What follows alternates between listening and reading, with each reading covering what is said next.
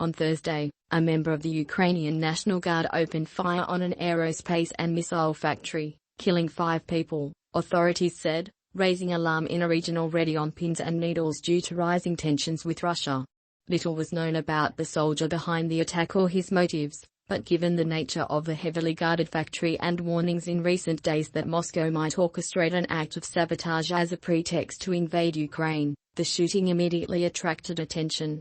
The attack took place in Dnipro, one of the country's largest cities, more than 100 miles from the war front in eastern Ukraine, where the military has been fighting pro-Russian separatists since 2014. According to police, the gunman fled the scene, leading to a lengthy manhunt that lasted several hours before the suspect was taken into custody. The man was identified as Artemy Rebgyuk, and authorities said he was born in 2001, but released several other details.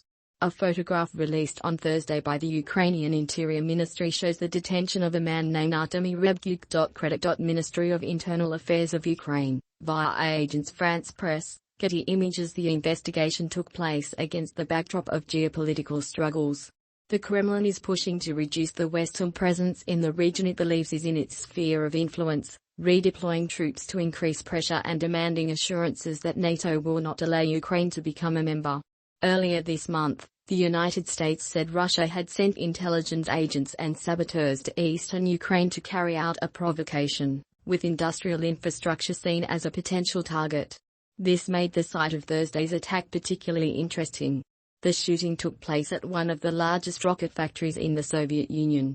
U.S. officials have long believed that the plant, commonly known as Yuzhmash, poses a weapons proliferation threat. Ukrainian police said the militant opened fire shortly before 4 a.m., when soldiers were collecting weapons in a guardhouse. Authorities said there were 22 people in the room at the time. Read also, Angela Merkel of the grid police said 4 of the dead were soldiers and the 5th was a factory worker. Another 5 people were injured. The statement of the Ministry of Internal Affairs of Ukraine says that the serviceman pointed a weapon at colleagues who were guarding the plant, and then fled. It said that he fired for unspecified reasons.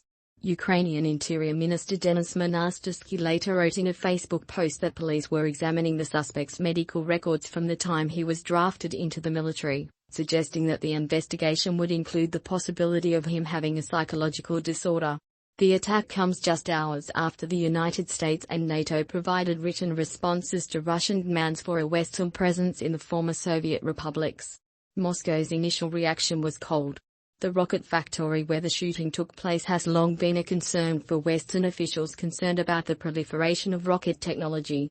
After the end of the Cold War, it was one of the first places the United States took notice of.